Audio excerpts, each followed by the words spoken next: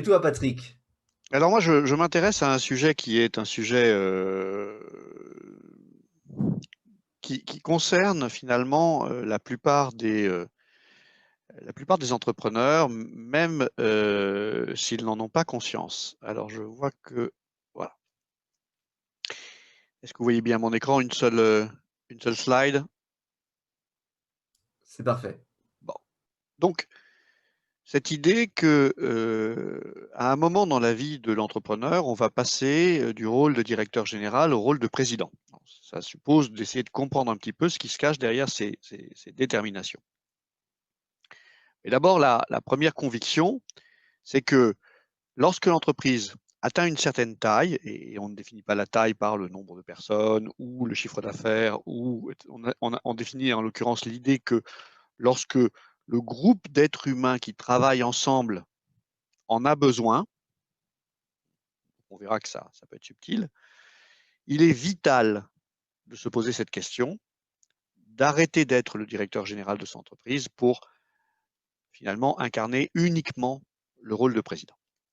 Alors, effectivement, vous savez qu'un entrepreneur, ça a forcément plusieurs rôles, en plus d'être une personne, un être humain, avec tous les sujets habituels d'un être humain, et ce n'est pas les mêmes à 20 ans, à 30 ans, à 40, 50, 60, 70 ou 80, bien sûr.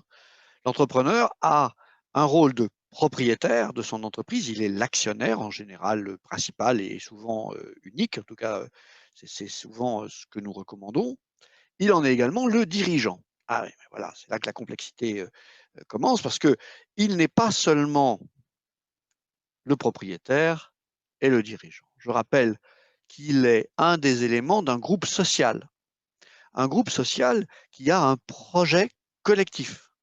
Alors, quand on rencontre des collaborateurs d'une entreprise et qu'on leur demande quel est le projet de leur entreprise, en fonction du travail qui a été bien fait ou mal fait, ben, c'est très clair, ou au contraire, c'est très flou. Donc, imaginons qu'il y a là quelque chose d'important, et donc, bien sûr que, en tant qu'entrepreneur, vous êtes d'abord le garant des valeurs. Hein.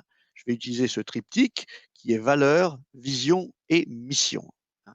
Les valeurs, c'est ce qu'on s'autorise et ce qu'on s'interdit à l'intérieur du groupe social.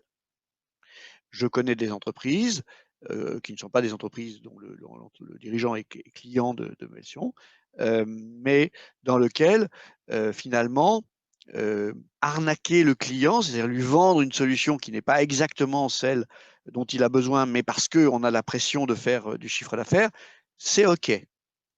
Et au contraire, je connais plein d'entreprises, entre autres chez nos clients, dans lesquelles il est absolument impossible d'imaginer de vendre une solution qui ne soit pas conforme à l'intérêt de son client. Donc voilà une valeur, elle a des degrés, hein, mais est-ce que la qualité est importante, d'accord, pour de ce que je fais dans ma vie, dans la vie de notre entreprise? Oui, non, et sur quels critères ça s'évalue? Mais le chef d'entreprise, l'entrepreneur, il est également le porteur de la vision, c'est-à-dire le cap. Où est-ce qu'on va? Quelle est la direction dans laquelle on se dirige? C'est à la fois, j'allais dire, très factuel et très symbolique. Et enfin, il est le responsable de la mission de l'entreprise, c'est-à-dire avec nos valeurs et la vision que nous avons, voici la mission que nous nous sommes donnée. Et c'est là que commence, bien entendu, la difficulté, puisque c'est la même personne qui incarne l'ensemble de ces rôles et de ces éléments clés. Et donc, quand on est un entrepreneur et que son entreprise est en train de grandir, on cumule souvent les rôles. Hein. On imagine la stratégie, on choisit les équipes, on dirige l'exécution et même parfois on participe, quelle horreur, à des actions opérationnelles. Alors, bien sûr, vous entendez l'humour dans ma voix. Il est évident que pour la plupart des entrepreneurs, cette dernière fonction, participer à des actions opérationnelles, leur paraît naturelle. Et, et on peut le comprendre, je me réfère ici à la taille, lorsque on est dans une circonstance où on n'a pas le choix, eh bien on met tous la main à la pâte. D'accord. Et donc, effectivement, on peut voir des entrepreneurs autour de nous qui sont capables de parler de leur stratégie, qui sont capables de parler et de choisir et d'animer des équipes autour d'eux, qu'ils dirigent, et voire même après, bah, évidemment, ils se mettent dans l'opérationnel. Mais il faut bien comprendre qu'il y a un prix très élevé quand on cumule les rôles. Ça génère beaucoup de stress. Il y a des chocs émotionnels. Il y a des tensions ingérables parce qu'il y a forcément une tension entre celui qui pilote et celui qui fait. Et ce n'est pas un hasard si on a inventé 2 concepts, le concept de la présidence et le concept de la direction générale. Il est admis, hein, qu'on peut faire les 2. On peut être un président directeur général. D'accord? C'est admis, mais voyez, aussi récemment qu'en 2001, en France, on a travaillé à nouveau et on a reséparé, pour les sociétés d'une certaine taille, notamment les sociétés anonymes, on a reséparé le rôle de président du rôle de directeur général. Et c'est très intéressant quand la loi évolue, c'est le reflet évidemment de la société, de ce qui se passe, de ce qu'on observe et des fonctionnements et des dysfonctionnements. Donc il y a des tensions, elles sont parfois ingérables entre le rôle du président et le rôle du directeur général. Et puis il y a des dirigeants, des entrepreneurs qui sont prisonniers de l'exécution. C'est-à-dire qu'ils sont tellement dans le quotidien, et on en connaît, qu'ils n'ont plus le temps de faire un pas de recul et de penser à leur stratégie et de remplir les autres missions qui sont les leurs. Sans oublier que vous avez la possibilité de rendre vos équipes complètement schizophrènes, puisque quand vous leur parlez comme responsable de l'exécution, vous leur dites un certain nombre de choses qui sont logiques de ce point de vue du cadre de référence, et quelques minutes après, vous leur faites une remarque qui, elle, relève plutôt de la présidence, et que donc du coup, c'est difficile pour vos collaborateurs de comprendre ces messages qui passent d'un point de vue à un autre point de vue. Et enfin, et c'est peut-être le plus grave, vous aurez très souvent des pertes de repères entre ce qui est important et ce qui est urgent. Quand on est dans l'urgence, on est souvent dans l'exécution et on perd de vue les éléments fondamentaux un peu moins urgents, mais qui sont néanmoins très importants. Il faut donc accepter que vous n'allez pas pouvoir tout faire. Et je vais vous prendre un exemple avec la musique. Un chef d'orchestre a un rôle différent de celui de ses musiciens. Tout le monde peut comprendre, hein, que le chef d'orchestre, il est là pour faire fonctionner l'orchestre ensemble. Aussi bien les instruments à cordes que les instruments à vent, aussi bien le percussionniste, bien entendu, que tous les éléments qui vont composer l'orchestre. Et cela, même si lui-même est un musicien reconnu. Hein, il y a souvent chez les chefs d'orchestre un instrument qu'il maîtrise. Et c'est important de comprendre que même si on est violoniste, on n'a pas besoin d'être meilleur que son premier violon dans son orchestre, quand on est en position de chef d'orchestre. Et donc, on doit accueillir le talent et on doit créer les conditions pour que le talent s'épanouisse. Pourquoi est-ce qu'un premier violon viendrait jouer dans un orchestre dont le chef d'orchestre n'a de cesse de se mettre en avant sous sa qualité de violoniste? Et on voit ça parfois dans un morceau, un chef d'orchestre très connu qui prend un instrument et qui pendant quelques minutes devient musicien devant son orchestre. Eh bien, c'est amusant, mais c'est une transgression. Et donc c'est d'ailleurs pour ça que c'est amusant. C'est qu'on voit bien qu'au moment où il prend son instrument, il n'est plus vraiment chef d'orchestre. Pensez-y. Si par exemple, dans votre organisation, vous êtes le champion des aspects financiers et que vous prenez une place importante par rapport à votre directeur ou responsable financier, parce que c'est un de vos talents, parce que vous êtes fort là-dedans, eh bien, qu'est-ce que ça veut dire sur la qualité de votre directeur financier? Ben, ça veut dire que probablement s'il accepte une telle ingérence opérationnelle dans son segment, hein, c'est que vous avez probablement pas un crack. Parce qu'un crack, à ce poste-là, il ne supportera pas ça. Pareil pour la production, pareil pour la vente. Si vous êtes un excellent vendeur et que du coup vous vous mêlez beaucoup d'exécution, il est très difficile de faire émerger du talent, de l'attirer, de le faire s'épanouir. Donc voilà ce que ça peut être un entrepreneur, hein, on l'imagine bien, hein, poète poète tralala, et à la fin, merci monsieur dame, on voit bien qu'il y a une différence entre être l'homme orchestre et en général, c'est-à-dire aller dans l'exécution presque de chacune des grandes fonctions de l'entreprise, ou bien diriger, animer, guider, donner l'impulsion et être le point de référence de son orchestre. Alors, le rôle du président, finalement, quel est-il? Eh bien, c'est d'incarner et de garantir le triptyque valeur, vision, mission. Ça veut dire qu'il doit passer du temps à réfléchir et communiquer sur ces différents éléments. Il doit bien entendu choisir et accompagner sa direction générale, hein. Ça reste un entrepreneur, propriétaire et dirigeant de son entreprise. Bien entendu, la direction générale qu'il confie à quelqu'un, c'est pas quelque chose qu'on confie, c'est pas fire and forget, hein. C'est quelque chose qu'on confie et qu'on accompagne. Mais du coup, en se libérant du quotidien, il peut imaginer le futur bien plus facilement. J'ai l'exemple d'un dirigeant que je connais qui a récemment confié la direction générale de cette entreprise à son fils aîné et qui est allé participer à cette université en Californie, la Singularity University, qui est un moment, une formation pour prendre conscience de toutes les grandes évolutions technologiques et de leur impact potentiel sur le monde. En tant que directeur général, il n'était pas possible d'imaginer de s'extraire 15 jours de son entreprise sans qu'il y ait effectivement des conséquences en tant que président. C'est parfait. Enfin, vous devez bien sûr assurer ce que j'appelle la présence politique dans votre écosystème. À vous d'aller rencontrer le maire, le président de la banque ou le directeur général de la banque et de toutes vos banques. C'est aussi à vous de vous assurer que les grands clients sont euh, entendus sur sur leur avenir et leurs préoccupations, mais aussi vos fournisseurs, hein.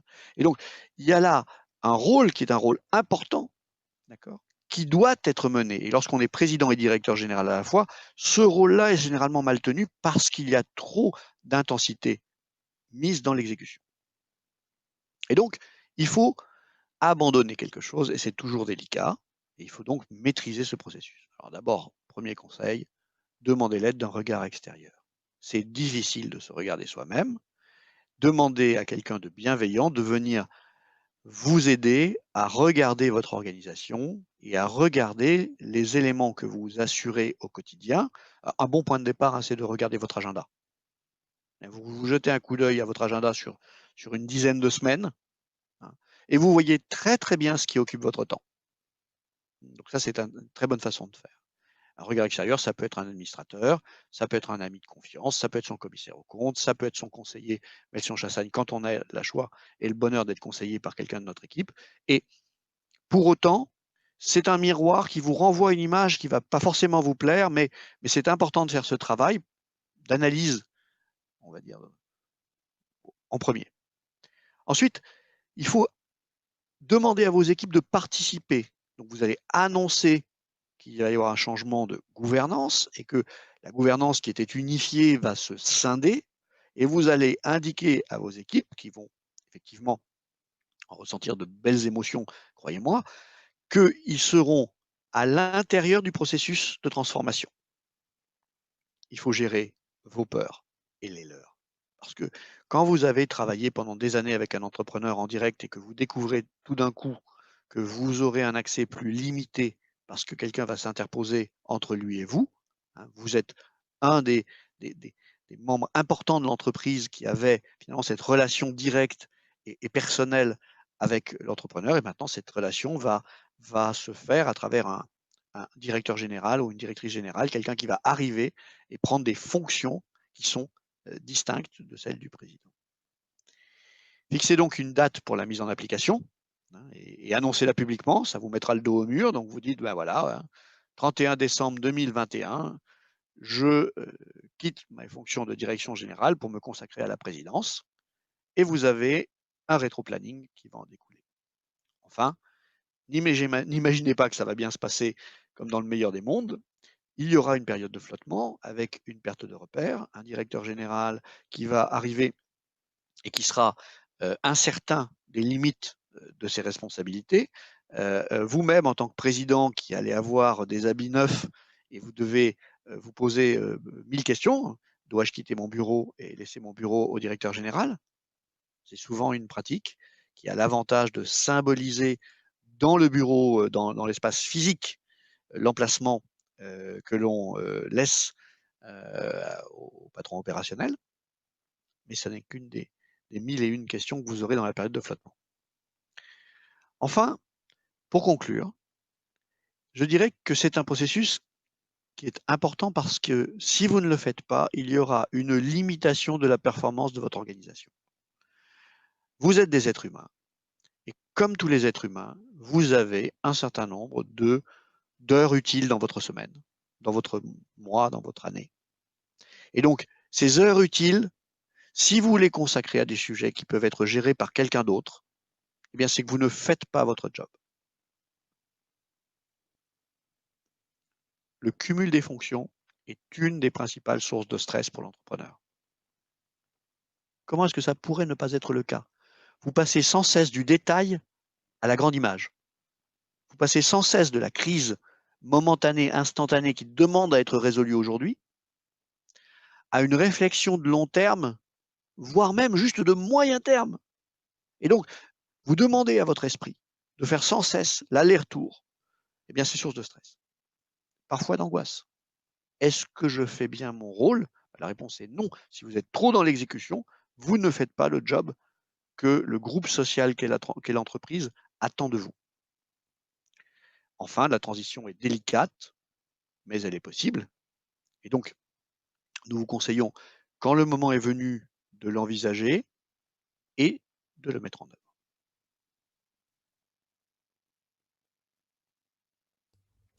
Merci beaucoup, Patrick. Alors, question, comment est-ce que tu relis ça avec la vision de Bob Bellingham sur le finish big et le fait de pouvoir partir de son entreprise en ayant une entreprise qui... Merci Jean-Christophe. C'est un point extrêmement intéressant. Donc, je vous rappelle que dans Finish Big, Bob Burlingham, qui est un de nos amis et quelqu'un que nous aimons beaucoup pour la pertinence de sa pensée entrepreneuriale, explique que vous allez quitter l'entreprise un jour ou l'autre, les pieds devant ou en ayant organisé. Et en l'ayant organisé plus ou moins bien. Et donc, toute la réflexion de Bob Burlingham, c'est de dire, il faut que vous soyez indépendant de votre entreprise et que votre entreprise soit indépendante de vous. Ça veut dire que si l'un des deux, si le président, l'entrepreneur disparaît, si l'entrepreneur disparaît, l'entreprise lui survit. Alors entendons-nous bien, ça sera toujours un choc.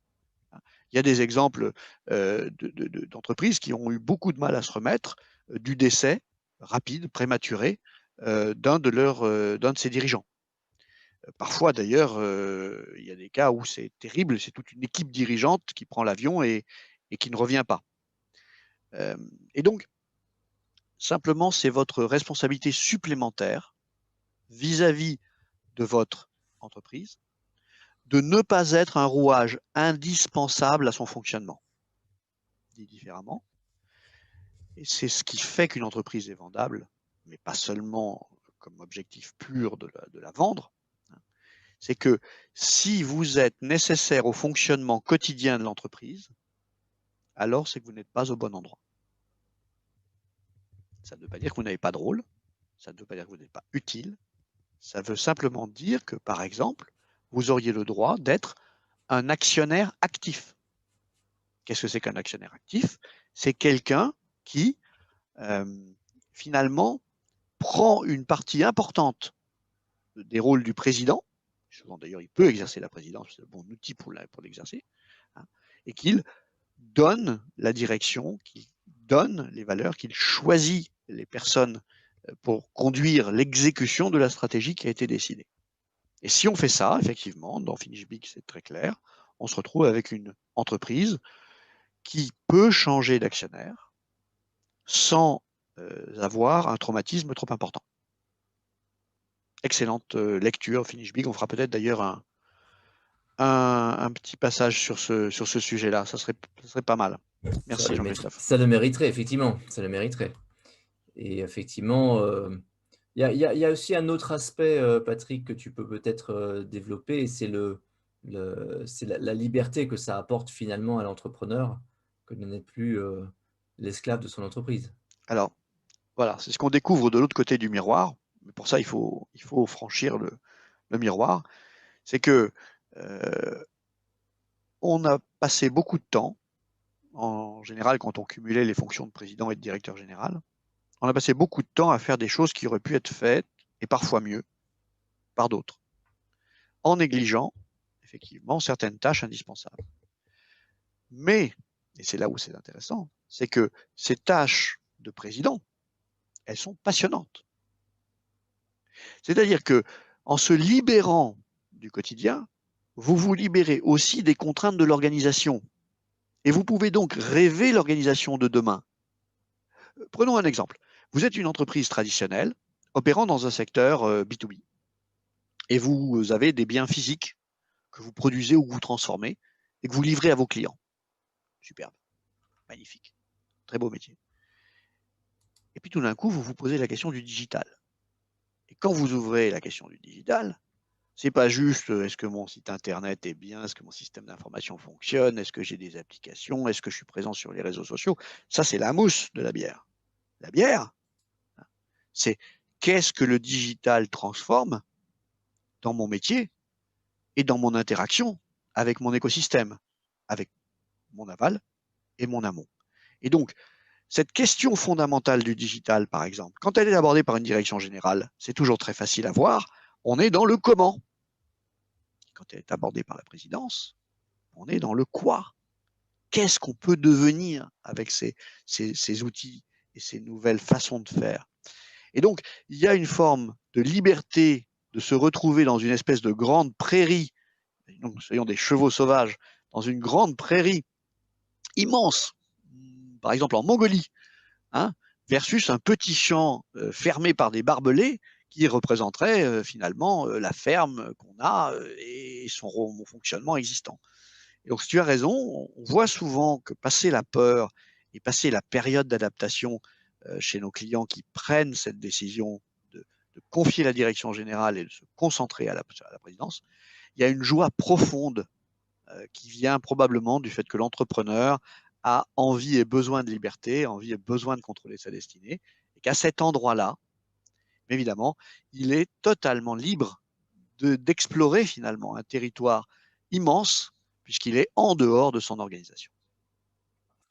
Merci Patrick. Nous aurons donc tous eu l'occasion d'admirer ton envolée aussi lyrique que bucolique. Et, et donc, il me reste à remercier tout le monde pour cette participation à cette énième chronique Melsion. Toute cette chronique est disponible d'ores et déjà sur notre chaîne YouTube. Et si vous y êtes abonné et que vous cliquez la petite cloche, vous serez prévenu à l'avenir à chaque fois qu'on fait un direct live. Et donc, c'est une autre façon de nous rejoindre, un peu moins interactive que d'être présent sur le Zoom, mais après tout, dans certains cas, c'est certainement plus facile. Merci encore pour votre Normalement, c'est censé présence. être aussi interactif parce que je regarde je garde un œil sur les commentaires, hein. Oui, mais ils ne peuvent pas faire des petits signes avec la main comme ça. Ouais, c'est vrai, c'est vrai.